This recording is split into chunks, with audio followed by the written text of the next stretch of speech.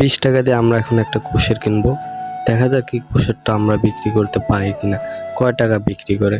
তো আমাদের চ্যালেঞ্জটা হলো আজকে এই ভিডিওতে 500 টাকা, 10 টাকা থেকে 500 টাকা বানানো। আমরা 20 টাকা দিয়ে কুশের কিনবো।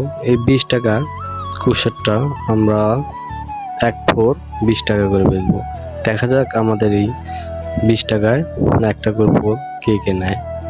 এটাই চ্যালেঞ্জ আজকের। ভিডিওটা দেখতে থাকুন, আমরা কি কুশেরটা বিক্রি করতে পারি কি না 20 টাকা। আপনার ভিডিওটা দেখলেই বুঝতে পারবেন। তাহলে যা যাক আমাদের কুশের বিক্রি করতে।